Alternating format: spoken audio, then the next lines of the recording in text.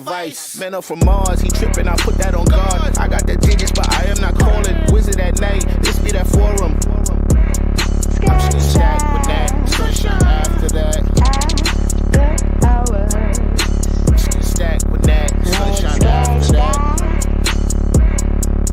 So yeah, you know, I had a conversation with her, but it's like the signals is always crossed. I mean, like, I say yes, cause she asked me to say yes. And then she's like, I didn't want you to say yes. I wanted you to understood that a yes was required to answer the question. I was like, what?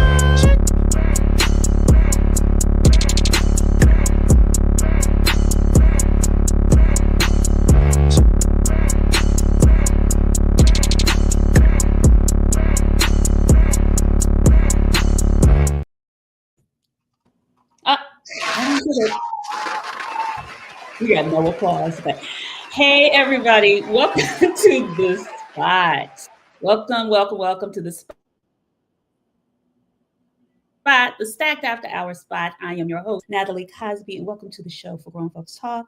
Tonight, we are having a full conversation on later daters. And if everybody's watched the show from Michelle Obama on Netflix, Later Daters, and they were focusing on baby boomers, we're going to kind of talk about it in our perspective as a Gen X generation. And so as we talk, we're going to really unpack what it means to be dating at this age, first dates, second dates, no dates, whatever is going on. We want to hear from you. Tonight, we're going to do something a little different. We actually want to hear from you. So if you have a dating scenario that you want to share with us or so on and so forth, we're going to do our first call in. So call in, share your dating experience, your second date experience. We're going to talk about it, unpack it, and really have a little bit more to see what else is going on out there. So y'all get ready, get your fingertips, cocktails, call in, because we want to hear from you. And here at SI, we keep it lit and enlightening. Let's go.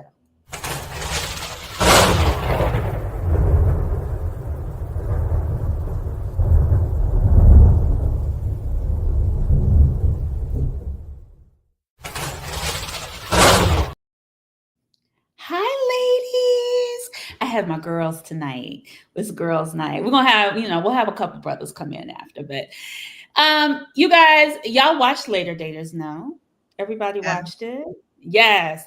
So it was interesting because when I think about dating over 50, are we dating still to just hook up? Are we really dating for commitment? So when I think about it, I'm just like, all the things, all the red flags, yellow flags, and all the things that we kind of talk about and we've been talking about over the last 3 years, I felt like this show brought it all to the forefront and the catalyst on even how do we kind of get into it. So I kind of want to just talk about the show and what did y'all think about the show and what were your just initial perspectives even when you saw it and you started watching the first episode.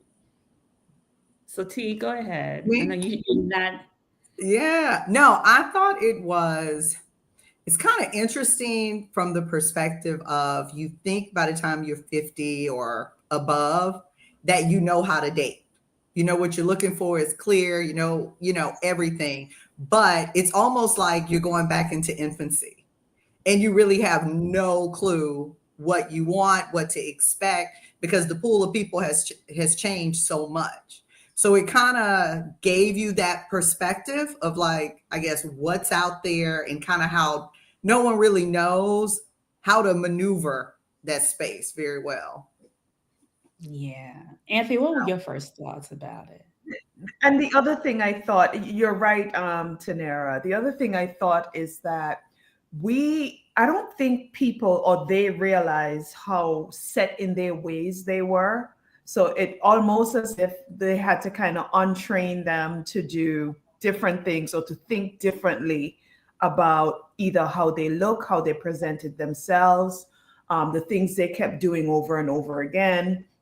I actually like the conversation where the coach spoke with Lori about her glasses and how her glasses kind of like were a barrier to having people get closer to her. It was like a huge barrier and she didn't want to hear it. Yeah. I That was think there's, huge. you know, it was funny when I was looking at it, I was like, you see all the red flags in yourself. Like what I was seeing, I was just like, it wasn't even about the other person. It was just like how people just lacked communication, or they weren't actively listening, or, you know, just inconsistent behaviors. It was just like so many things that kind of stood out to me as I thought about even how I have dated in the over the last from 20 to 30 to 40 to now, and like just what Mhm. I thought I was doing because I thought it was right. But when I was, especially like somebody like Lori, because she had a lot of energy. Like she was such a busy body. I feel like it was just like the glasses, but her whole energy was just like, I'm completely guarded. It was a lot. Yeah. Lori was a Yeah. lot for me. Yeah. Nate Yeah. was the most that I couldn't take. Because Why to couldn't you take me, me, Tanera? because one was the fact that he had his ex all up under him the whole time, and he Girl. never realized that was inappropriate. Like, why is she Girl. there? So I Yeah. didn't like that. And he was so picky, like to the point of saying she's more religious than me. But like he had so many hangups to where, you know, we always think like, you know, what are you bringing to the table? What am I bringing to the table? Where is that kind of give and take? And I think he thought he was just the full package. It's just interesting to watch how people move and how they think of other people. And we're looking at him like, you still have your ex up under you coming to see, get feedback on every date. I just thought that was just so weird. But when he came to Nate, if you had to choose one of the people that he went on a date with, who would you think is most compatible with him? And why? Oh, now that's a hard question. You know, did he go out with Anise? Yes, he He did. did. He did. She was a little, you know, hot, spicy, but I actually think deep down, they were probably the most compatible. Anise? I don't think they would choose Oh, one another. no. They're Yeah, they would both giving off, they're both giving off perfection. yes. But I think someone who has that personality also needs someone that's similar in some respect. Yeah. And That's and yeah. this Yeah, Huh. I was I gonna say do. this. I'm What so Ann is sorry. saying. I think there is a lag. So I'm sorry, Natalie. It appears that I'm talking over you, but I'm not. It's okay. So I apologize. So I do like so what I did like how it was transposed, and Ann is actually talking about. She's like, do you think the fact that both Black women mentioned being strong, and the white women never mentioned that term? I think it does. It does say something in Yes. how we perceive ourselves, and the white women didn't mention strong, and I thought that was a kind of interesting what their energy, because all the women actually to me were very strong in a Yeah. very different sense, right? I look at that from a different angle. I think the Black men, and I know I'm gonna cause some problems, but the Black men on the show needed work. And A lot. the white men on the Oh, show were pretty, you know, they were decent options. And so I think it's not that the woman needs to reflect on, do we use the word strong or this. When we look in the face of the Black men that were on there, I think we have to let them know, like, this isn't a game. Like, this isn't who I am. Just when Anise went out with I don't know, the gray-haired the guy guy that who was called her so ghetto. appropriate. Yes. You know, you got to handle that situation or you'll be like completely disrespected. None of the Yeah. white men carried themselves that way. So I think in this particular show, the white men allowed the white women to be feminine and to sit back and be ladies for the most part. And I feel like some of the black men, it was a little bit more difficult, but just my perspective. And I thought there was a huge difference between the blacks and the white couples, right? I think when it comes to the white men, they talked about their future, they talked about marriage, they're talking about want to settle down, they want to find their future wife. The black man was still out there thinking in a juvenile sense to me at this age about wanting to hit it. Oh, she looked fine, she got a nice booty. Like, when are we going to start elevating the conversation above looks, right? And that seems to be where some of the mentality of the black men on the show was at. I don't. But you know what? I'm gonna kind of disagree, because I think even when Lori went on her candle making date with the guy, he was very much into her. Like, she gave off that very guarded, dominant, and he showed up, he came to her, but I know he invited himself to her birthday because he was feeling her, but and he didn't make it about her looks or whatever. I think he was just wait. You said the guy who came to his birthday party was into her? The guy that came to Lori's birthday party, that bought her the flowers. I totally thought he wasn't into her. You didn't think he was into her? I thought he liked the fact that her job involved, potentially famous people or something. I felt like that's why he showed up. I didn't think he connected with her. Wasn't he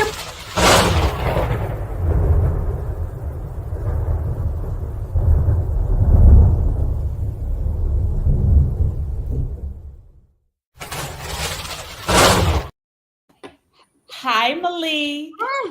Hello, everyone. How you guys doing? Got Malik in a tie, but Malik is showing up as a later dater. Okay. Yeah. Malik, the hair. I'm just coming from a holiday event, so yes. You look so different. Thank you. I don't know if that's a good or bad thing. That's a good thing. I like it. Okay. I'm scared to ask Malik if you could turn to the back. You know what? No. I'm good. I corrected everything for a little while. Your ponytail is off? Oh my God. Yeah. Well, it's not going with this. Wow. Malik, are you coming of age?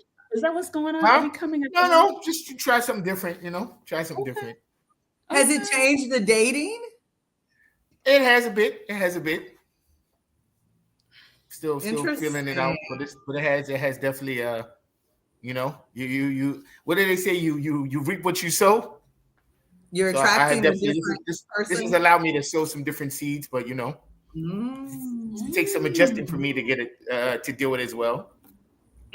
Malik, did you watch Later Daters at all? Did you watch? I kind of was in and out of it. I didn't really get into it as I wanted to, but I heard some of the things you were talking about, and I definitely do think the white men were presenting a little differently. But I think they as have a black man. This is interesting. As a black man, how do you feel they differed from brothers? I think they have less pressure on them. So we have to start with what we can do and what we're bringing to the table before we can even get into what kind of men we are. And I think that is the one disadvantage we have. Like, I think people as a rule of thumb think or have this perception that white men have it together. So they don't necessarily have to resume their lives to say like, oh, I own a home, or I have this kind of 401k account, or I'm doing this with myself. Whereas I think with us, I just think even as a people, that's why if you notice a lot of times in our community, we want to show our wealth.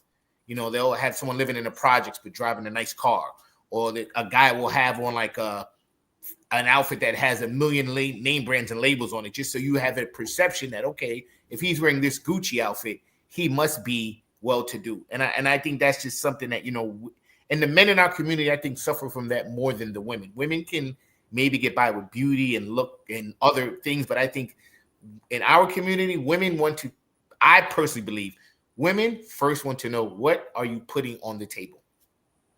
So maybe it's more so where is the table. They didn't put anything on the table on this show. They didn't, but I think women, just as a rule in our community, want to know What do you do? What a man can even do that? Well, so I'm going to use Anise as an example. She presented like that. Like, I'm a doctor, I'm this, I'm that, whatever it is. And that's how she opened up every sort of conversation with, right? But when it came to the guy that she connected with, it was based on his looks. I mean, there was a couple of things he said that was a little corny, and he couldn't get her name right, but she kind of overlooked that because of how he looked and presented himself. Absolutely. Yeah. Yeah, but if we think about Nate, when the fair-skinned lady walked in the restaurant, Girl, that he was mesmerized just because she was light-skinned. it was like a kid in a candy store. It was hilarious. Before she opened her mouth. And I actually thought some of the other women were more attractive. And he was pretty much like, no, I don't like that her eyebrows curl to the right. Mr. Nate. I think for me, the thing about Nate, and I see this with a lot of people, men, and like he was looking for the out, even with "Can we pray?" He's like, "Oh, she's too religious." I'm like, "Why would you?" I'm like, "Come on, dude!" Like it was always something to kind of be like, that's why I can't date her. She's fine, but she got too many kids. Oh, she's a little messy. She leaves her clothes on the floor. I'm like, well, wasn't Nate was the one that was the Q, right? Wasn't he a Q? He was the Q. There was OCD and all of that. Yeah. I think he had a lot of insecurities from the clips I saw. Yes. But don't we have somebody that's on the show like that? You know what, Anthea? Messy. Well, messy. Same profile. The I ex don't know is what always y'all talking there. about. Who has a relationship with his ex? The ex is always there. So that's always going to be a barrier and an excuse to not choose somebody else, right? His soulmate. Inappropriate. That was just inappropriate. They should not have even allowed that on the show. But that's his soulmate. But that makes for good TV. It makes for good TV. So in looking at this show, and I completely binged watched it in a day, and I was like, y'all got to watch it today. I've watched it twice. I was it's like, I watched it twice. But what was really interesting to me, I was just like, okay, these people are a little older than us. How are we? Is this how we're showing up? Like, even when y'all think about it, your last first date, how was it? And did you want a second date? And why? Last first date. Anthea, can you fix your face? Oh, come sorry. On, no. Your nonverbal. That's you gotta start answering. I didn't realize I was on camera. That's okay. That's okay. My last first date, I think you guys were there, Natalie. And your family was there too. Say that again. Your whole family was there? Yeah, your whole family. You were there. And I told you guys I was going on this date with him, and y'all were like, why? And anyway, I did. Like I said, pleasant person, but just talked about his ex for the most part, but also made an assumption that I was highfalutin, that I was whatever bougie, and blah blah blah blah. I'm not highfalutin, no bougie. He said that on a first date? Yeah. Okay. And so because he put me in that sort of category, he just automatically thought that I would never date him or whatever. And I am not into men like that. I like men that just see me, talk to me, and it's not whatever it is I'm giving off. It's not blinded by whatever it is. And I know, Malik, I know we had this conversation based on my social footprint. Yes, Malik, but if you're gonna go on a date with me, let's not use that as something where you're gonna put me on this pedestal, but then you can't deal with it, with me being there. But I also wanted to kind of go back to the show just a little bit. Mm-hmm. I saw myself in a few of them. Can I say something about what you just said, just real quick? Was that a red flag for him to name call? Like, just to have a trait of using adjectives, negative adjectives about you in a first date? Or was that okay? I think sometimes men believe when they say like, oh, you're the pretty girl that all the men like, and you got money. No, that's and positive. But you said high food. What do you call it? I think in their minds they believe that that's like a, like they a compliment. Yes, okay. That it's okay. Sort of like a compliment. I think, but is it a little bit of when I hear a man says highfalutin, is that code word of I like you, but I can't really afford you? No. Well, did he say highfalutin? Did he use that exact terminology, or are you paraphrasing? No, I'm paraphrasing. I mean, I'm going to say, I think. What does highfalutin mean to you? I don't like the word highfalutin. Yeah, what I think it is, what I think a lot of guys do, and I don't want to speak for all mankind, but I'm going to try. I think sometimes when we say certain things, I think what part of Natalie said is true. Sometimes it is code for we want you, but we don't know if we can hang with you. And also it's a way for us to kind of compliment you, but maybe not look too vulnerable in complimenting you. It's like, oh, I know you're the pretty girl. All the guys want you. So it's like a backhand compliment. Because it's like if I'm saying you're the pretty girl that everyone wants, I'm kind of trying to tell you that I see that you're very desirable, and I'm grateful that you chose me out of all the potential suitors you possibly could have had in life. But I wouldn't want to say it that way because that way sounds kind of corny. No, you know it does not. If I just say you're the well, I'm not saying it's corny. I'm saying most guys think it's corny to say it that way. Like, hey, I know a lot of guys like you, so I'm very happy that you picked me. That sounds, you kind of want to say it a little more swag, like, damn, I know you're the fly girl, like all the guys must want you, right? But I'm here on a date. You know what I mean? It's just, I think guys tend to not want to look over vulnerable on a first date. We still want to present masculine. And I don't know why I don't know why vulnerability does not go hand in hand with masculinity. Because for us, I think when we think vulnerable, it's not masculine. Is it a little bit of insecurity too, or no? It could be. I think so.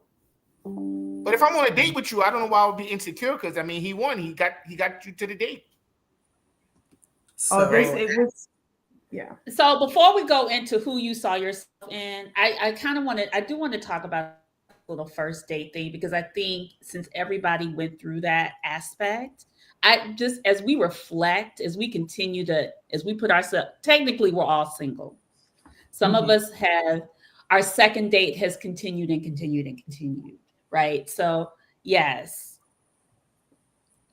I like the person that I've been having. I like the person that I've been having multiple second dates with, and it's beautiful. Okay. Nice. Okay. Just have a date and expose who they are, not how they present. Okay. Explore. Thank you, TJ. Call in. We want to hear from you. Call in because we want to talk about your first date that may have been whatever it is now. Malik, what about you? What about your first date? Your last first date? No. When was the last first date that became a second date? The last first date Saturday, but the last first date I enjoyed was 2019. My last first date was Saturday, and I did not enjoy it. Why? It was cool, but I didn't enjoy it. Why didn't you enjoy it? It's just like I'm just so jaded now. I just feel like, there's this narrative that exists that we want to pick someone that be equally yoked, and we want to support each other and uplift each other. But what I find, most people either want someone above them so they can take care of them, or someone beneath them so they can control them. And it's just Wow. like, that just is how I look at it. Like, this girl was telling me, like how much she makes. And I was like, oh, that's cool. Like, and it was a significant amount. I don't know if she saw like the shock on my face, but I was like, oh, that's cool. Why we were are just they, talking. but are you asking? Why are they? No. We were just. I was like, "What do you do?" I was like, "Hey, what do you do?" And she's like, "Oh, I'm like an IT director. They pay me $210 to do that." And I was like, "Oh, that's dope." That's just how it came out. But I'm just like, you know what I mean? Like, it kind of came out in conversation, but I feel like she made it a point to note that. You know what I mean? And I was like, "Oh wow, 210. Like, yeah, I was like, that's a decent number." You know what I mean? And I was like, then she was like, "Oh, what do you do?" So I'm, now I'm like totally left with everything. It's like, "Oh, I just snowboard, I hang out, that's it." She's like, "So how do you support yourself?" I said, I make do, I'm getting by. I told her, I said, for me, hanging out, it's not about how much money you have or how much money I have. I just want to get to know you. But I said, trust me, if we're dating, you are one for nothing, so I don't really have to get into the numbers and minutia of, I said, I'm glad you shared with me, but I don't need to run down my 401ks and Roth plans and all that stuff right now. So she laughed, and I said it in a very jovial way to bring levity to the situation. But it was just like, who cares at the end of the day? Like, I don't want to bum, and I'm sure you don't want to bum. And at a certain point when you meet people, they're not bums. But I feel like everyone now, everyone out there is now resume themselves. And it's just like, and I do it a bit myself because I definitely picked a nicer restaurant because I thought it would, impress her. And also it's a nice ambiance and everything there. But I knew the restaurant. She'd be like, "Oh, okay, we're gonna go eat here." And I was like, "Yeah, I eat here a lot. It's nice food." But I'm very casual when I go to these places. So even though we're in a nice place, I'm not like in a tuxedo. I'm like in a t-shirt because she's like, "Oh, I don't think they're gonna let you in without a jacket on." I was like, "No, I've been there a couple times. We're okay." So, we sat down, we had a nice meal, and it was an enjoyable evening. Like, she's a great person, but I just could see that she was on a trajectory that I'm not on. But is that an assumption? Or is that an assumption? What do you mean? That you about her trajectory? Now, you can just tell by how people talk. You can just tell by how people talk. Like, I think I'm a little more laid back than she is. I feel like she was a little more rigid than I am about how she's approaching and attacking life and the different things she wants to do. And like her 5-year plan, her 10-year plan, like, and I get it, and I get it. Maybe as a man, I should have those things more concrete in my mind. But, I'm just trying to live life and enjoy myself. So I wasn't prepared for like a semi-interview. I was prepared to just enjoy. Can I ask you a question, though? Can I ask you a question? How old was this girl? What was her age range? She was 37. She was older. She was 37. It was 47? 37. 37. Okay. Okay. So I get it, and that's why I said I respect a lot of what she said and did because I understand where her mental space is at. But it was just a lot for me. I'm just trying to have a great meal, crack some jokes. What have you seen in the movies lately? What do you think about this topic? And she was kind of really doing a deep dive with certain things. And I was just like, man, it's just too much for me. But she's a great person. Can I ask a question? Are you one of those that are looking at the type of card she's using to pay the bill? Or if she is even... No, I don't care about none of that.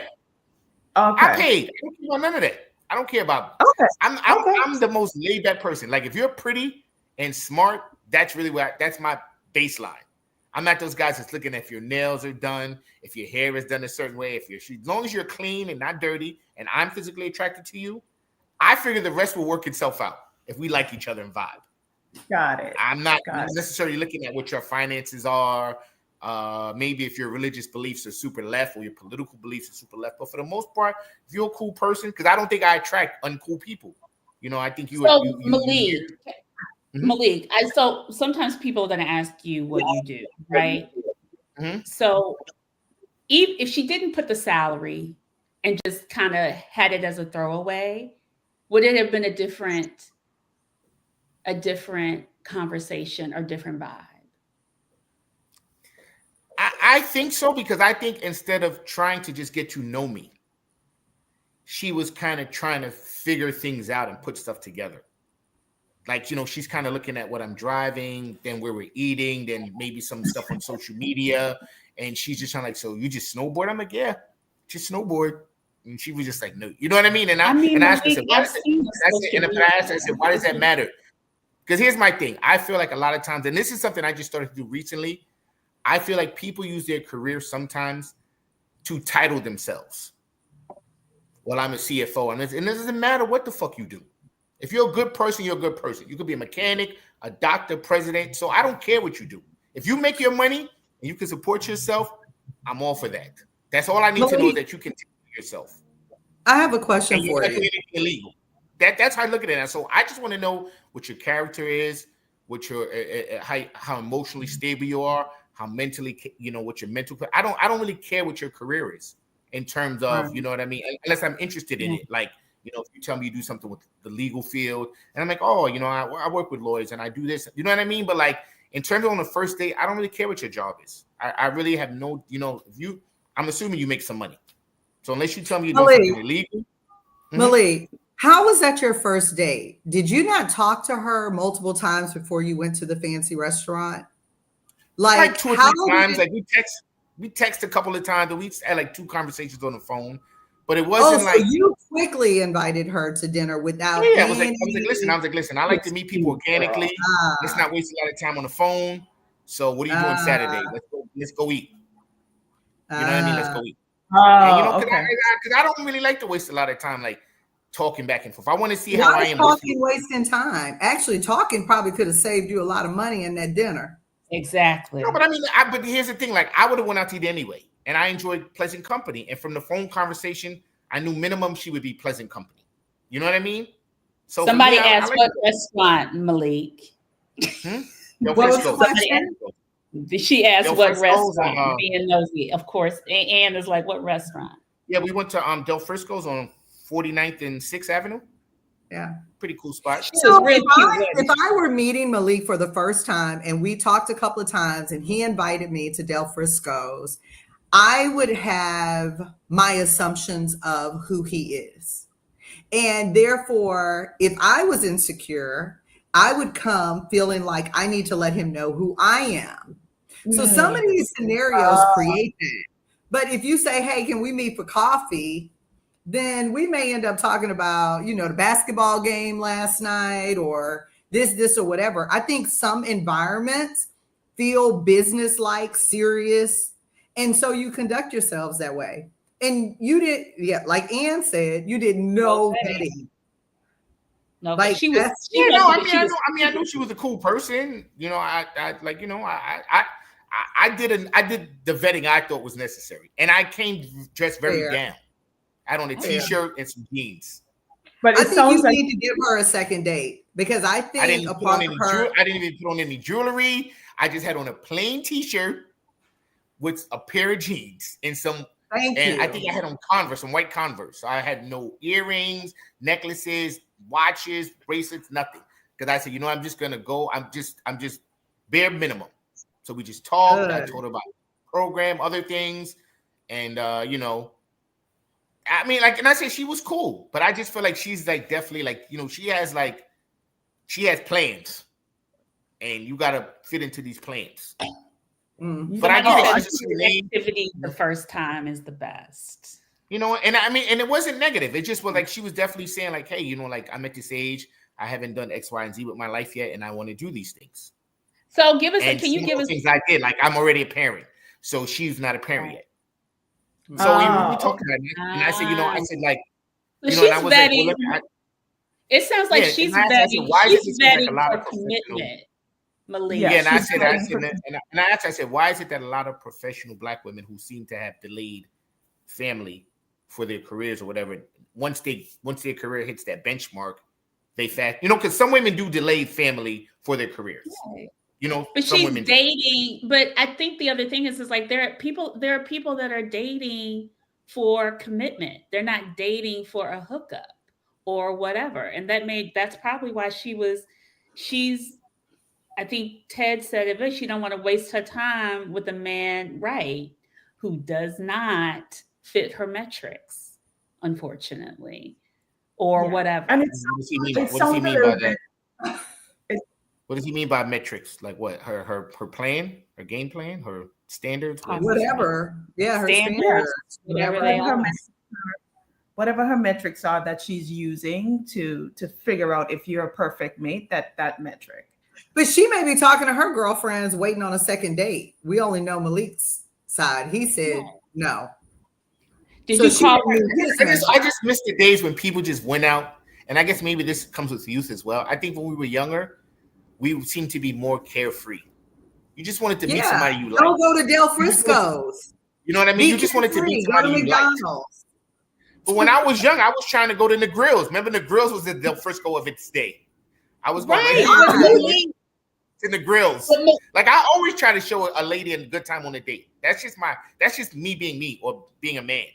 You know, I want to show you like an amazing evening. So even if you don't want to ever see me again, you at least will spread in the universe like, nah, he took me, like, nah, I had a great time with him. So I want to ask, Malik, you know, because we're gonna come back to you because I got more questions. Clearly, with Tanera, your last first date, go on a second date, and why? So last first date was many years ago. I'm sorry, I'm giggling. I mean, I don't know if it's Texas, if it's down south, but the men here are kind of opposite of what Malik says. So like first dates here, they are all over you. They're like, you're beautiful. You know, next day they're like, I miss you already. You know, I want to see you again. Like they're on you. So for me, it's always been like weeding through game because their game is so tight. Like you would think like, okay, I am all that and some, but they might be saying that to 10 women. Right. I don't necessarily see the guy that often that's holding back. So, you know, a lot of my first. Is that like love bombing for you, or is that? Oh, I love it. I love it. I tell a man, say good morning, beautiful. Tell me, lie to me. I would rather that. But now let me ask you: Do you look at that a little bit as love bombing or being too aggressive, or does that? I don't care. I like it. You want the grand? What about the grand rising queen? I like it. I like it. If you're not doing it, I'm not giving you a second date. Like Sarah wants to be crowned by date 5. But I love the beginning of relationships. I like that you know, honeymoon. So I feel like, you know, you get a new job and they have you on probation. Hey, if you sitting there playing like, you know, I might show up, I might do that, you know, I'm tired, you're not gonna get the job. So when I meet a man, if you're not showing up 100% with your best, I don't know what to say. And I'm gonna show up the same. I'm not gonna sit and, you know, play games if I'm not interested. So Tanera, what was it about this first date that made it the second date for you? For this, because you say you sort through game. Yes. How did you know it wasn't game? I didn't. I mean, it takes time. It takes a little time. But for me, like, I think I met him. We spent a lot of time. I was in front of his friends and everything. So I was thinking, you know, okay, we're public.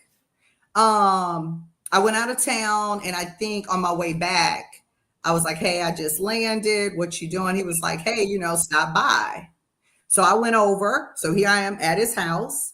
Spent a little time, and I was like, I need to rewind. Stop by where? Can we rewind that? Where'd you his house? His house. Oh, are we a bit forward? Okay. Once again, I liked it. So I stopped by because I'm like, okay, no other woman is living here. If you're gonna let me come to your house. So I felt like, okay, that's cool. When I left, I had to go. I think he was like, hey, you know, can I take you to dinner tonight? I don't really want the day to end. So we saw each other that day, and it just continued from there. Wait a minute, Tanera, you went to his house to make sure no other woman lived there? No, I went because he invited me. But I've dealt with men who won't invite you to their house because they got pictures on the wall or they got something else going on. I'm just saying, in the midst of me trying to figure out, is this game, is it not? Some of those things, I like that he was forthcoming and allowed that to happen. So I liked it. I mean, if he had to wait to invite me over, I mean, maybe it still would have worked out, but I think I just like a man to go all in. So that's what happened. And here we are. But I think happens in New York, I think, and you're right, I think it might be a Texas, New York thing. I think in New York, when men go all in, sometimes depending on the woman, they're not appreciative of you going all in. Or it depends on how much they like you, maybe. Maybe that's another part of it. I think that has a lot if they like you, they don't care.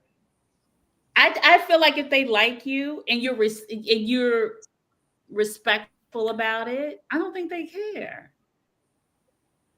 I don't know. I've never experienced the arm's length. The laid back fellows. Or maybe I did and I didn't go on a second date. They never became. I think laid back fellows, when you're laid back, sometimes you get friend zoned quickly. Oh yeah. Or you get they don't think you're interested. Because also up here too, there's a climate of Me Too and not being too aggressive. So I'm always very careful in what I say and or do, because I just never want to be I never want my actions to be misconstrued. And I definitely don't want to be looked at as corny. Say if I'm texting you like, good morning, beautiful, and then maybe it takes you an hour to get back to me because you might be driving to work or doing whatever. You might be in a meeting. I'm spending that hour in like high anxiety, like, damn, does she think I'm sweating her? And she's sitting there laughing at this message with her friends, like, look at this cornball. You know what I mean? So for me, certain things, I'm just like, I'm not doing that. Like sometimes I don't want to overput myself out there for fear of not even rejection, but maybe fear of just like losing my cool, whatever I think my cool is. Don't worry about that. Just know you cool. Right. Go ahead, Anthea. What were you gonna say? Yeah, but there's a huge difference between aggressive and assertive. I like an assertive man to let me know exactly, what's happening, what's going on, whatever. Aggressive, can be a little bit intimidating to me sometimes. But once a man is assertive, let you know what's happening, pick you up, take you on a date or whatever. And he is not concerned. The fact that a man is not concerned about if you're highfalutin or not tells me that he's accustomed to being around, good women, that he's accustomed to being around women. So we're going to do something a little different. And anybody who wants to come in and talk about their first date, we welcome you. Mm-hmm. So Montana's going to drop something in the link in the chat. And if you want to come in, just let us know. Share a first date that you had that either went well or didn't go well, men or women. Please share, and our producer will bring you in. I want to go back to as we watch the show and we kind of talk about our own dating experiences. Like, what are you noticing as you start to kind of date, and what are some of the commonalities that you are seeing with yourself? When you see somebody you are somewhat with the show, or for you. Well, for the show and for you. It could be, let's start with the show, and then do you see the same thing as you date?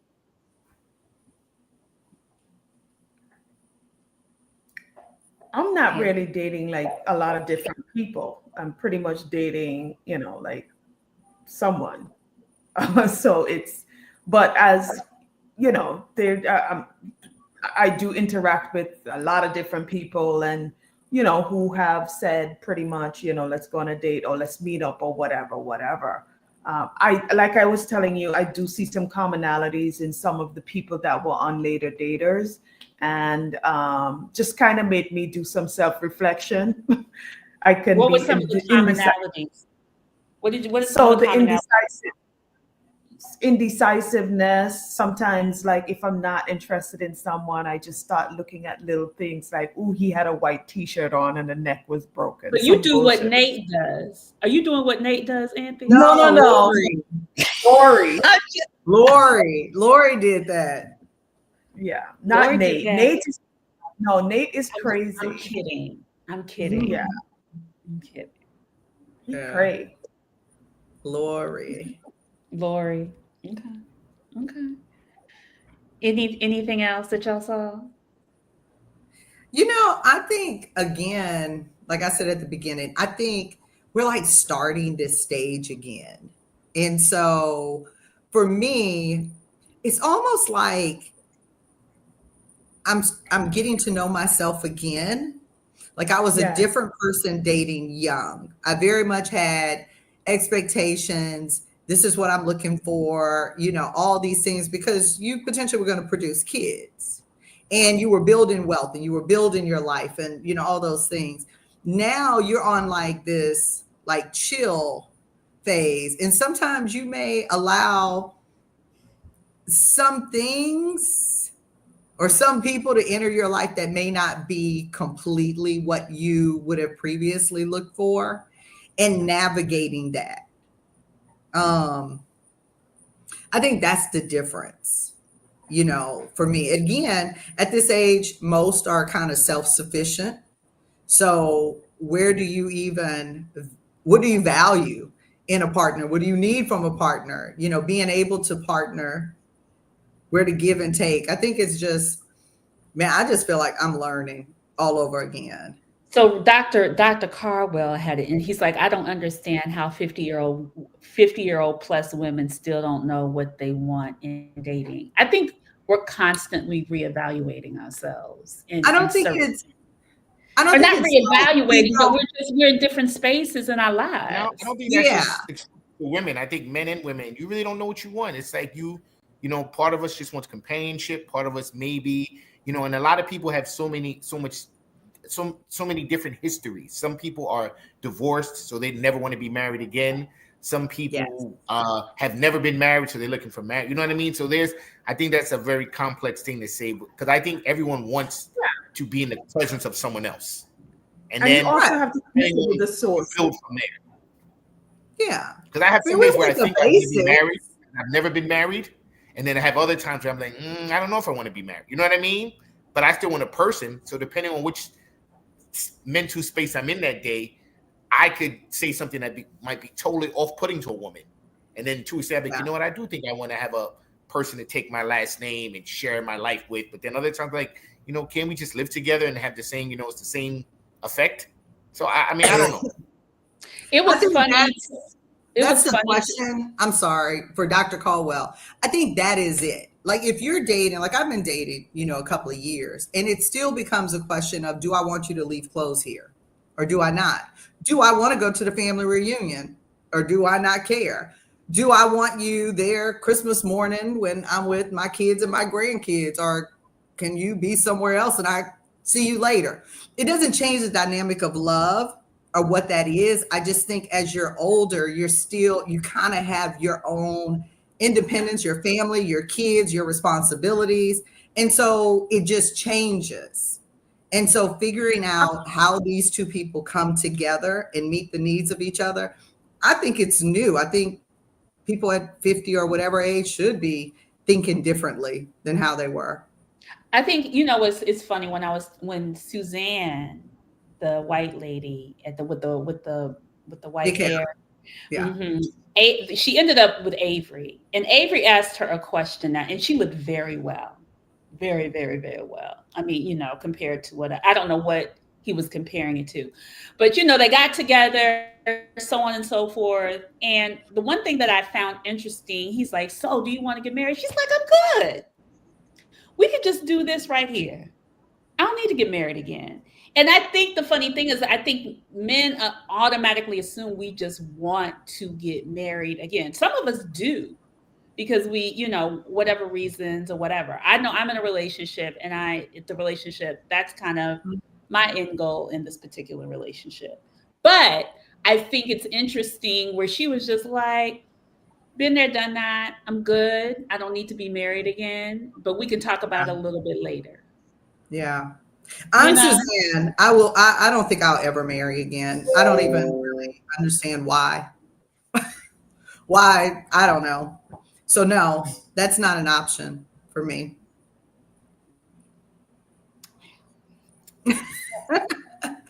Anybody who wants to come in, Dr. Reggie, come on in and tell us your dating experience, your first dating experience, or whatever you want. The link is in the Married chat. elders. Yeah. Married. Dr. Caldwell is married. You guys He's single. He's Oh, single. we're talking about married elders. Like, let's hear about like Dr. Caldwell's dating. Sometimes when you see these comments, you got to consider the source, and it's not like, oh, if he's single, he doesn't have the authority to say these sort of commentary. However, he too is single, right? And he has admitted on the show that he dates 20-year-old girls in the parking lot. Okay, so yeah, he may have some sort of idea of what he's talking about, but don't come tell me that 50-year-old women don't know what they want. We all know what we want at the moment that we are in our lifetime, and if we're not evolving and we want the same thing over the same year over year, that means there's no evolution in us. So we should evolve, and things should change. Yeah, I agree. Now let me ask you: is this a PhD doctor or a medical doctor? PhD. EDD. No, I'm just asking. Let's go. EDD. EDD. Educational. Oh, okay.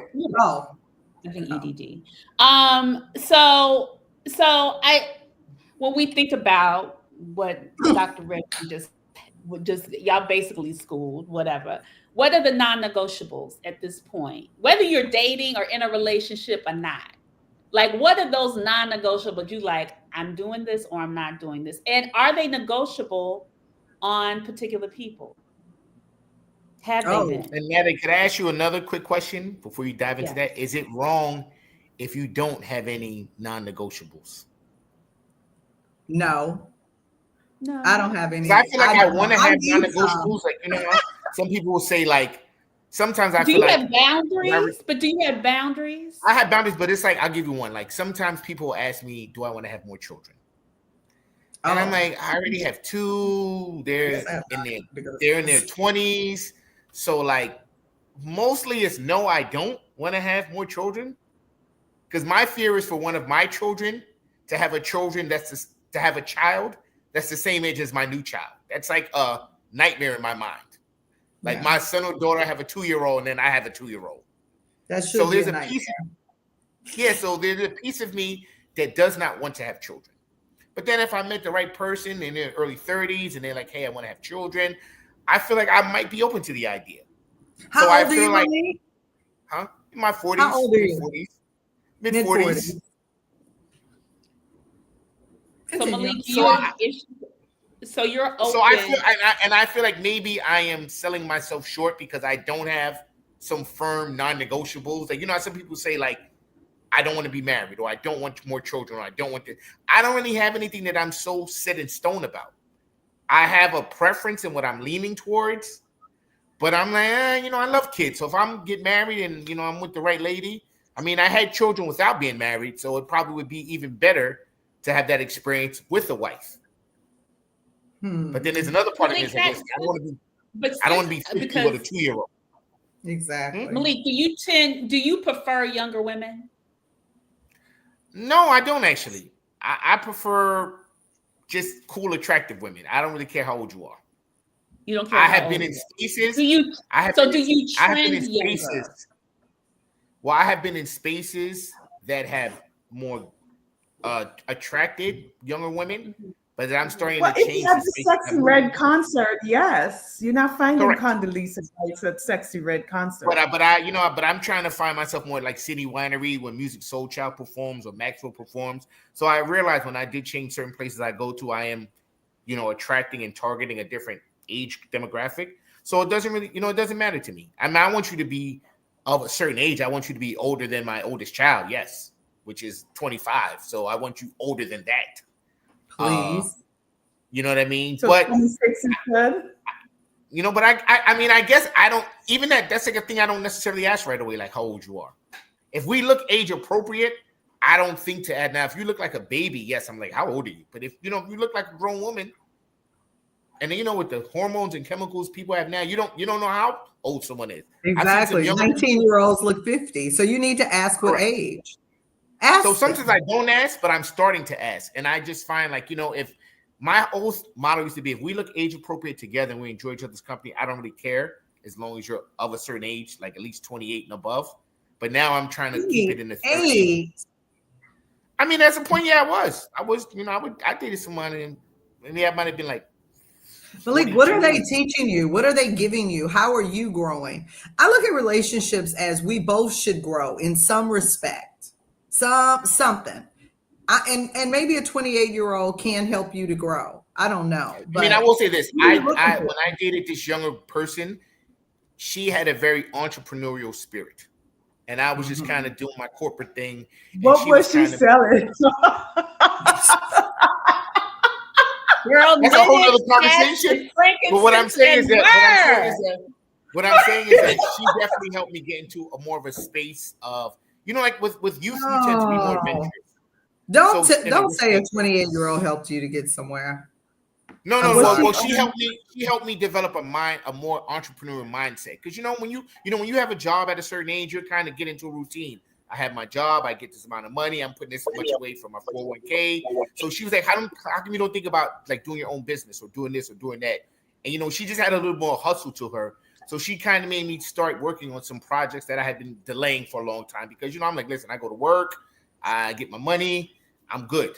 I'm not really trying to deviate outside the space of my comfort zones and what I do. So I did appreciate that with her. And that was, I would say that is the one thing. But you're right, the average younger person is not teaching me too much. But I guess I never look for a relationship to be taught. I just look for enjoyment. Well, I think what Tanera is saying, you grow. You learn about yourself in relationships because you're relating to somebody and also how they see you and how you see them and how that comes together. Like that's a different experience versus being solo dolo because we're in our own thoughts. Right. That's probably why you haven't had a good first date since 2019. The 2019 date was probably an older woman. Correct. She was. There you have it. You just out here just kicking it.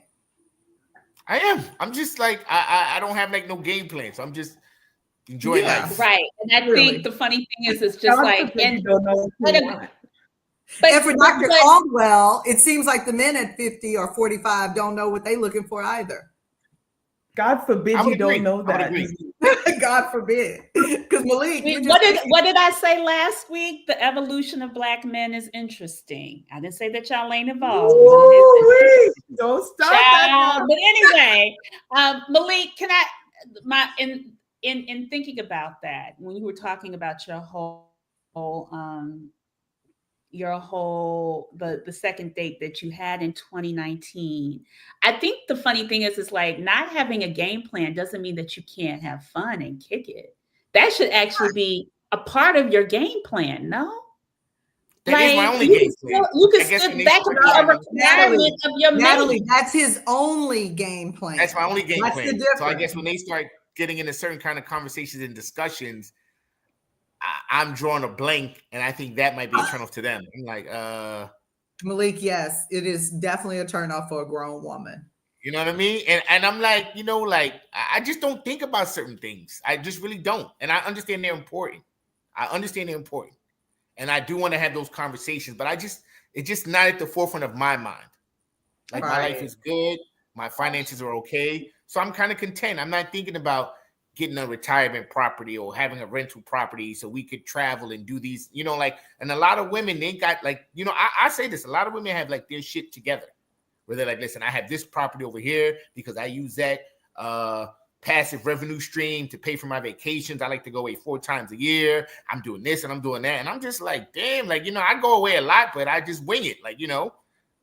When a lot of us are not, a lot of us are not winging it. I want to move on because I want to talk about what happens. I see a lot is the friend zone. We throw folks in the friend zone. We friend zone people. We get put in the friend zone. Can we just kind of, because I feel like, and I looked at Lori, she liked somebody who always had her in the friend zone. First of all, that man, the man that she was interested in and chasing, I was just like, girl, real. Stop girl, what? What are you saying?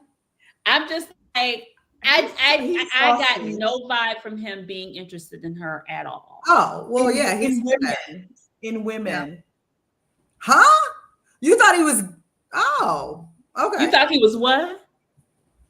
LGBTQ. He wasn't interested in women. The guy with the aqua hat on. Yes. Yeah. I mean, his style is a little into women. Not the style I'm talking about. First of all, he had on. Wasn't that like an Amazon watch? I don't know, but yeah. Anyway, I like that. I like that he was able to say publicly on TV it was an Amazon watch. Cool. Yes, but what I'm talking about with the watch is that it was like, like a lot of, what do you call it? Wasn't it like a lot of like rhinestones glitter? And bedazzled? Yeah, it was very bedazzled. His glasses was bedazzled. He had the little feather, and he just didn't seem interested in women, period. I definitely didn't think he was interested in her, but I don't know. I guess my question is like, do we miss the signs when we really want to be with that person? That person. Have y'all ever gotten friend zoned before? That you knew that you were getting friend zoned?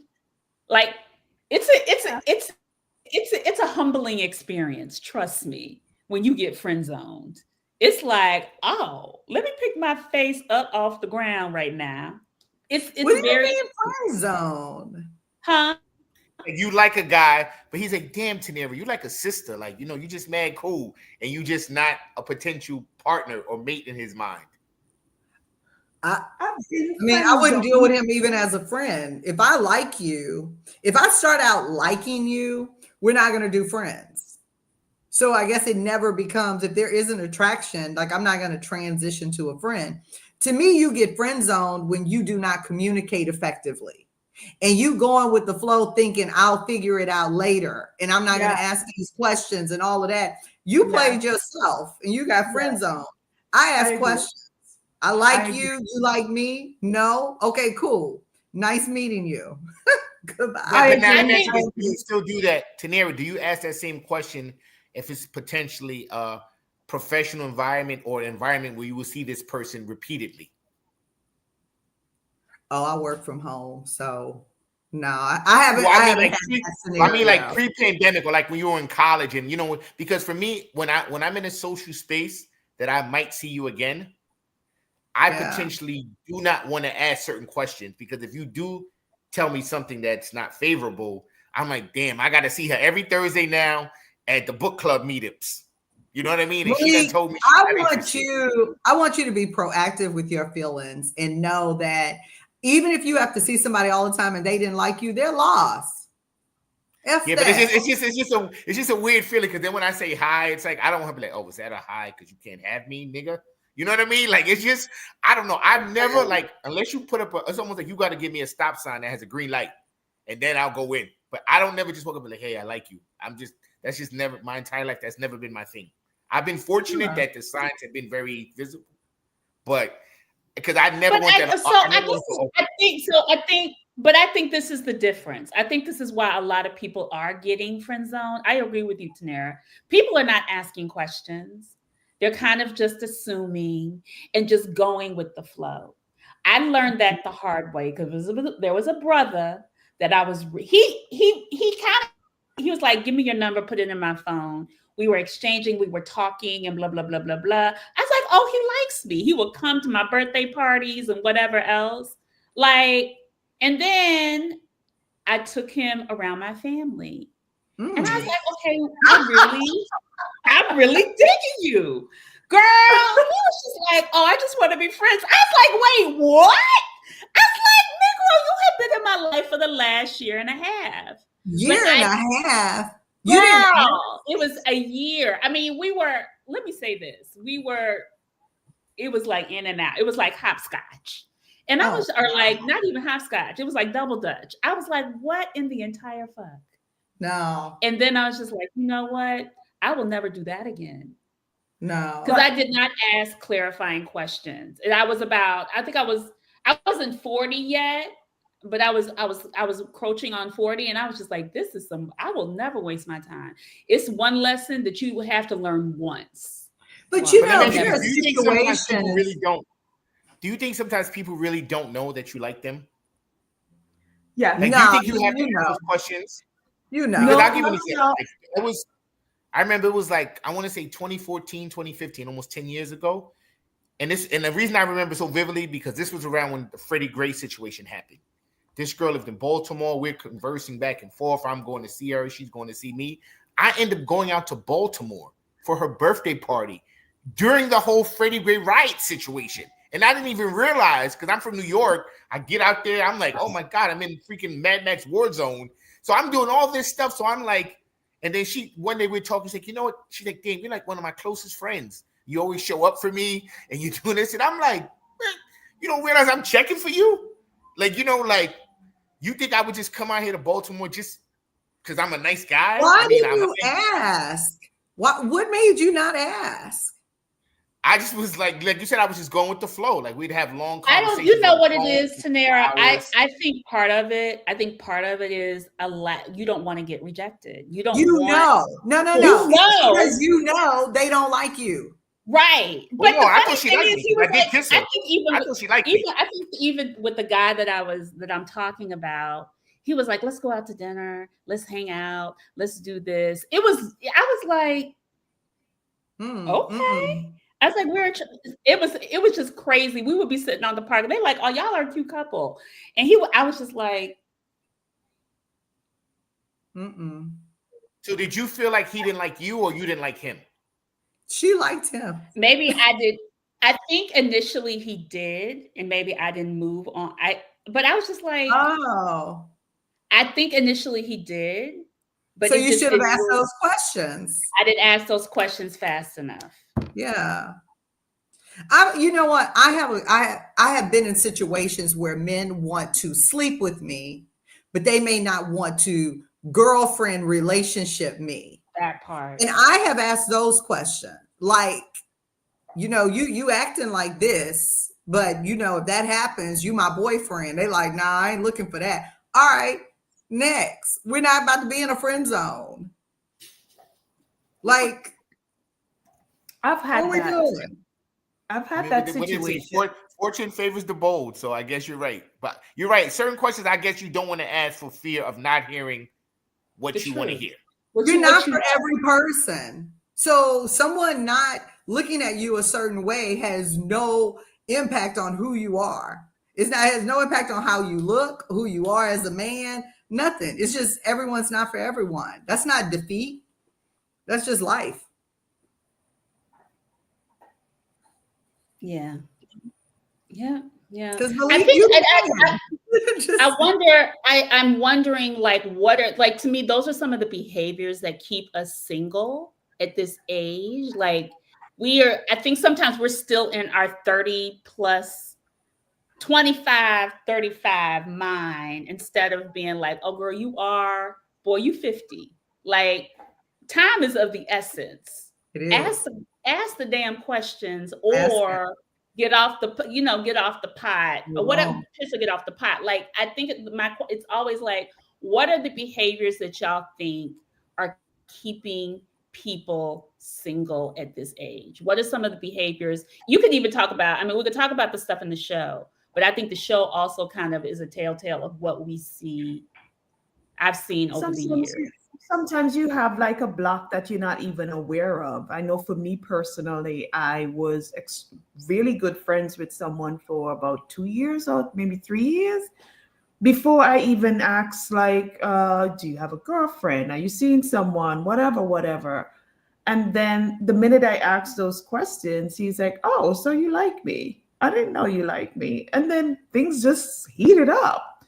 And I was like, wait, I wasn't paying attention all this time, not even knowing that he may even had liked me that way.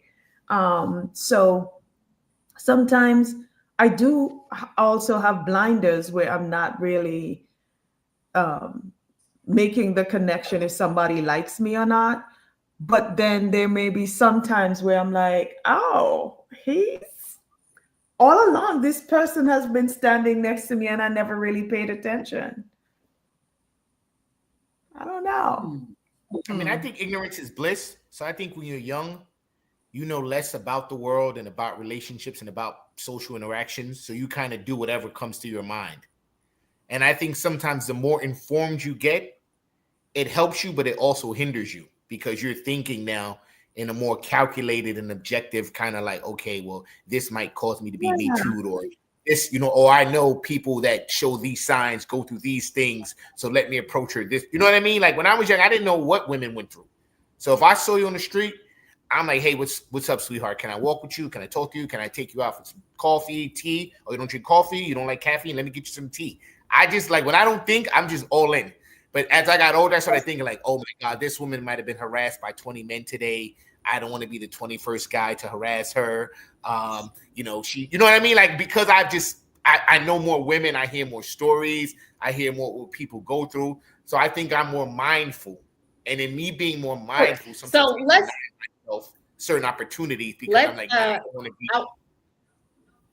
I don't want to be the next guy to annoy her.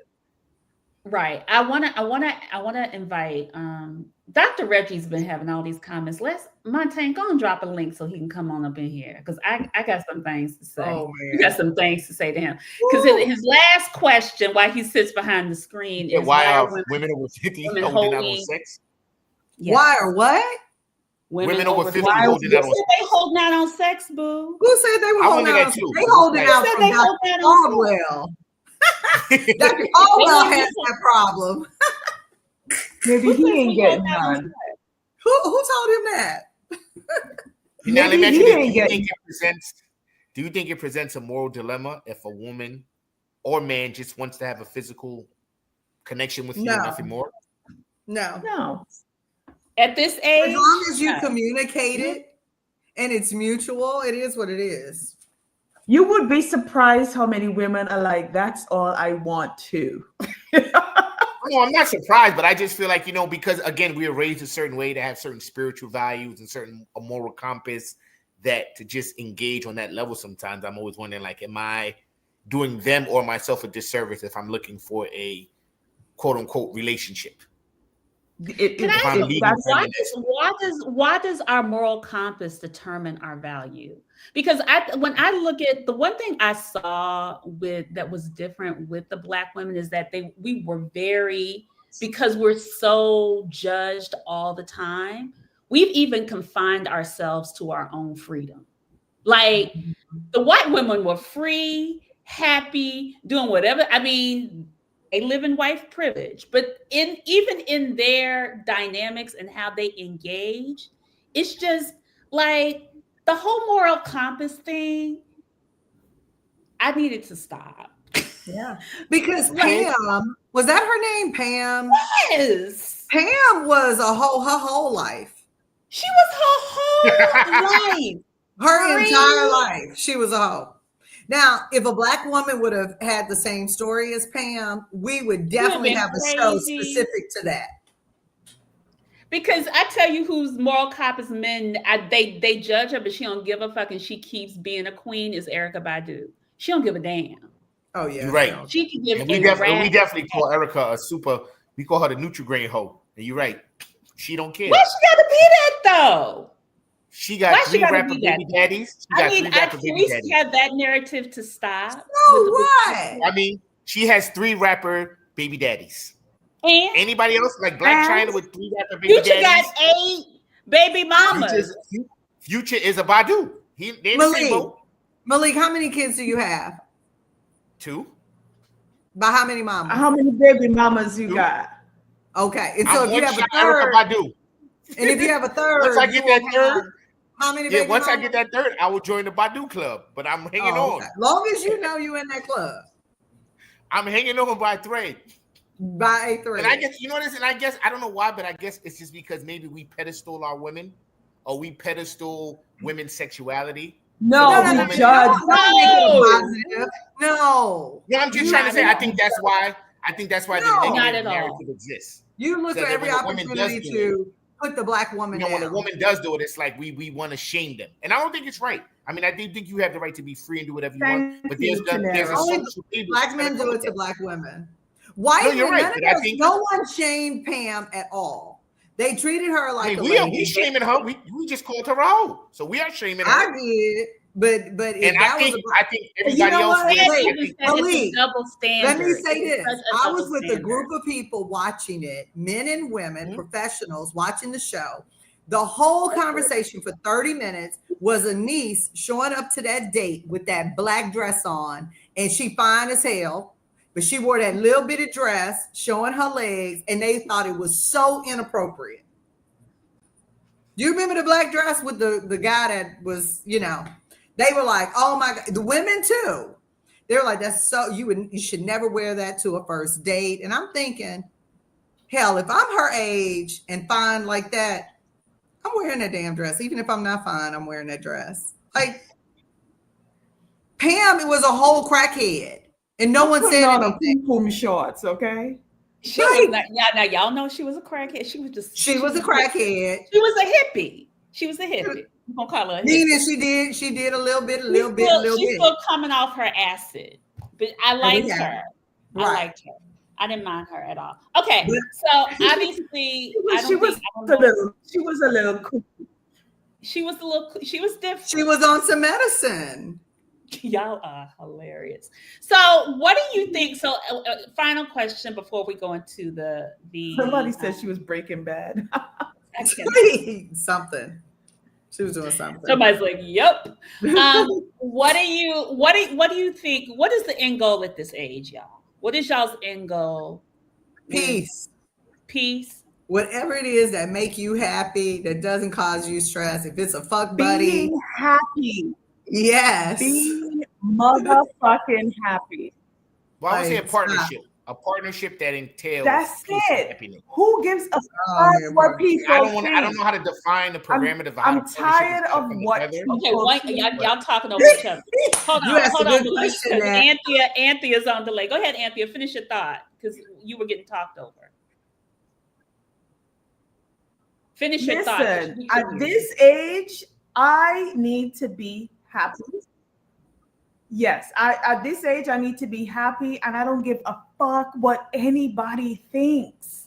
As long as what I'm doing makes me happy, and as long as the person I'm with and what they're doing with me and I'm doing with them make me happy, fuck everybody else. Because guess what? They're miserable as fuck if they're sitting there watching what you're wearing, what you're eating, how you look, where you're going, how much money you make. They're miserable if that's all you're focusing on. Focus on yourself, your health, and your wealth. That's it. But now, Sunshine, can I ask you? So it wouldn't matter if you were the one maybe footing the bill for this happiness, because we know we had the whole little first class dilemma with you. We had the first class dilemma with you, Sunshine. So if you were the one like getting your man to Antigua in first class or business class. Okay, we're not going there. We're not getting off topic. Let me ask the question. No, I want to build on that, because if your happiness, if this person truly makes you happy, but they financially can't keep up with you, but they bring happiness to you, would you not care if your girls may be defined by financially being able to do that? That may be a part of the definition of happy for some people. Okay, no, that's what I'm saying. Like if you're like, listen, I go to Antigua every third month, so we're gonna be there February, June, September, and then for Christmas. Yeah, and I'm happy if you can go. Tanera, what's your end goal? You said peace. Is he healthy? Is he happy? Am I happy? That's it. Malik, what's your end goal? Just like I think they both took my answer. Like just a happy, peaceful partnership with someone, and whatever logistics we have to work out amongst ourselves. He's always strong black women with these potty mouths. Reggie, we're gonna get you. My piece does not include partnership.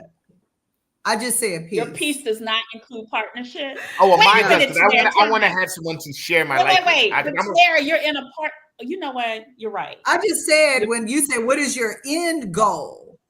You said Peace. it does not include. That can be in a partnership, but it doesn't or have not to in a be. partnership. Yes. Okay. It's Do you not feel like you would dependent have peace alone? My bad, boo. My bad. Like, My do you bad. feel like you would have peace alone? Oh my God, the best piece ever. Because here's what I'm finding. And I hope my Yeah. mom and aunts don't listen to this, because I'm finding with some of the older women in my family who have been widowed or just, they're divorced, they don't have partnerships. So sometimes when they're like looking at, some of them are retired. They've been widowed. And I see that. I think there's pieces of them that crave a partnership, because there's certain things that they want to do, like, hey, we should go to movies. And I'm like, I ain't trying to go to a movie with you, auntie. Like, I'm trying to go see this. Jessica on Saturday. I had a guy tell me the difference in women sometimes, like when I made the comment, I don't need a man or a partner to do that, is I can go to the wine bar up the street and guys will approach me and interact and we'll have good conversation and that sort of thing. So I get that. And then I can come home by myself. There are other women that will go to the wine bar and no one talks to them. Crickets, or they exactly. Go places and no. Now I would think that's lonely. So I think it is dependent on your ability to socialize or whatever. Fortunately, that's enough for me. Like, he don't have to have my phone number. I'm good. And I'll go to the next spot the next weekend. I think it's also if your energy is welcoming as a woman, they're gonna come to you. No matter what you look like. If your energy, am I wrong? Sunshine, Natalie, I have to stop you there. I'm not saying let me say this. I'm not saying I've met some amazing energy women who are left alone at the bars. I've met some amazing energy women. Let me repeat that. Who have been at the bar and on crickets. And I feel for them, because I'm like, she's mad cool. And you just see her sitting at the corner of the bar by herself. Nobody saying a word to her. Nobody offers her a drink. And then you got the Taneras of the world at the other end of the bar, like, hey, yo. So I know, like sometimes, he needs to find a friend. Find a girlfriend that gets attention. There's also pretty privilege. Let's figure it out. We got to wrap this up, because Montaigne's I'm gonna get kicked off. I want to do fireside chats and then we got our closing. So, y'all got 15 seconds to answer these questions. Could I have them in full screen, Montaigne, so we can see their 15. full? What are questions? Yeah.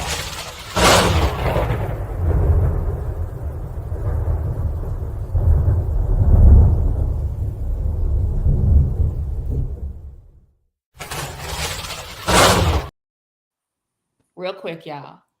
Are you dating the people that like you? Yes. I think so. Okay. I'd say 70-30, yes. 7:30 yet. Okay. Do you want to get married? No. I don't have to. Okay. I'm going to say yes, I do. Okay. When was the last time you turned your no into a yes? On anything, you mean? No, when it comes to a relationship or dating. About a couple of years. No into a yes. So basically compromised or mid-pandemic. Mid-pandemic, it was a no into a yes. I don't understand the question. I'm sorry. So like, there are certain things that we are just like, we have our non-negotiables. Like I said, the non-negotiable no longer becomes a non-negotiable. When did that no become, or that non-negotiable become like, oh, maybe, yes, so on and so forth? Yesterday. Every day. In your relationship, in with a relationship. It's always, I think relationships are compromised on a regular basis. So it's things that I'm like, ugh, I didn't want to have to do that, but okay, fine. Okay. If you have not already, or if you have, would you date outside your race? Yes. That's Why, I'm Anthea? I'm struggling. I don't know. What's the struggle about? I love my black man. I just like I do too, but a strong ass black man. There's no Malik, one like him. would you marry a non-black woman? oh, that's a different question. I'm Yeah, asking that's Malik. Oh, Do you mean like non-minority or like you mean white? Suzanne. You're not gonna pull up I would Suzanne do right like- there. Terrible. Because I would do like I would maybe do like maybe Indian descent or Latin, but I don't know if I couldn't do white. Okay. So when you say non-black, do you mean just non-minority? Like, what do you mean by that? Like, I just want a little clarity. You answered the question, ladies. Would y'all marry a I'm not non-black? marrying anybody. You ain't married. Y'all ain't marrying Greg. No. Where's the British dude? Well, first of all, that British dude now kind of had me a little on edge now. Okay, You know? Okay. What turns you on and off in the early stages of dating? Good sex turns me on. Confidence. Confidence Oh. turns you on. I'm sorry, I went straight to the gutter. I see. Beauty turns me on. I think beauty turns me on. Beauty? And Beauty. beauty. Like, if I see someone What who's turns you strikingly off? beautiful, What turns y'all off? liars. Liars. Oh, that's a big one. Insecurity. Unattractive. Insecurity and a belly. I'm sorry. Oh, I love bellies. You love bellies? I like bellies. British beef with other TJ. Jay. TJ. Okay. What has changed? What has changed in your dating perspective in the last 20 years? 20. 20. Okay, 10. What Okay. has changed? Oh, there's a lot changed in the last 10. But Give me 20. 2. What has changed? Exactly. Hey, Ronnie. Huh? I think what has changed for me personally is I'm now seeing the difference between an older man versus a grown man. There's a huge difference. I like that. That was a jewel. Y'all gonna have to come into the after party to get more on that. You know what? I didn't want to say nothing. That was deep. That was deep. That was such I a like great that, jewel, Anthea. Sunshine. That's an Anthea revelation. Sunshine sat in the back on that one. That was a great one. All That was a right, good all one. right. Last question. What advice would you give those who are entering the dating market now at our age? What would your advice be to them? They've been out of the game. Let's say they've been out of the game for 10 years. You know what? I think that you have to, however you do it, you have to be 100% confident and secure that you're going to be by yourself. However you visualize that and you make that vision beautiful. Well, I always said I'm going to be like the Golden Girls, or I want to live in a nursing home because I think that's like going back to high school for old people. Whatever you visualize, I know, but whatever you visualize as like that's ideal, enter those relationships with that mindset. Then you can have your boundaries and everything because your option that you already have is good. Don't go in like needing something from somebody. You'll be disappointed. I agree.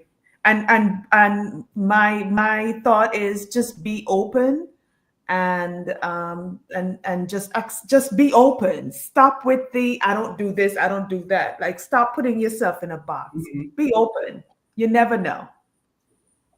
Facts. I mean, I was going to say just be transparent and confident, because I think a lot of times people, society, and everything out there makes you feel like you're undeserving or you can't get these things at a certain age. So you got to just be transparent. You know, like I want you to start telling these women that you like them. Yes. Like, you bad, you fine. I want that. Actually, that's kind of sexy, Malik. And Malik, It's very sexy. You give her the grown and sexy tonight. So go on, rock with that. Take that energy and continue to rock with. I just don't want to be me too'd on the news today. He came on to me, so I'm just very like mindful. You know what? Stop dating Me Too aged women. That's a difference. Exactly. Malik, I'm setting a goal for you by the end of 2025. We all here would like to meet her, whomever she is. And she will be in our age group. And you will be I got a couple of hers you can meet now, but you mean like her that I'm dating? No. The one. Got a couple of hers. Her. You're gonna meet the one in 2025. You didn't change your look, like you ready. You got the tie on. Yes, so we'll see. We're ready. All right. Closing remarks. I have a couple of words as we close out the show. Go ahead, girl. I always say if you want to start dating again, you have to put yourself out there. And if you haven't put yourself out there, you got to ask yourself why. I mean, hell, we ain't dead. So even if you're no longer 20 or 30, stop blocking it and trust the vibe for people to get to know you. And just be and as we close the show, I just want to give a couple of tips. If you do get a first date, and I'm challenging everybody who watches our show who has not been on a date, take yourself on a date for 2025. Go out on a date, meet somebody. They don't have to be your husband. Choose a comfortable location. It doesn't have to be, as Malik, dinner at Del Frisco's. It can be, but it doesn't have to be. You just want something that's comfortable. Dress appropriately. So if your style is sexy, show up sexy. If you're not used to being sexy and you struggling with a tight dress and you can't walk in heels, do something that is comfortable, but also that shows off who you are and your personality. Next, be open-minded. People are going to have different views, different experiences. Don't judge, ask questions. Listen actively listen, pay attention, share your experiences. Don't bring up past relationships. Need I say more?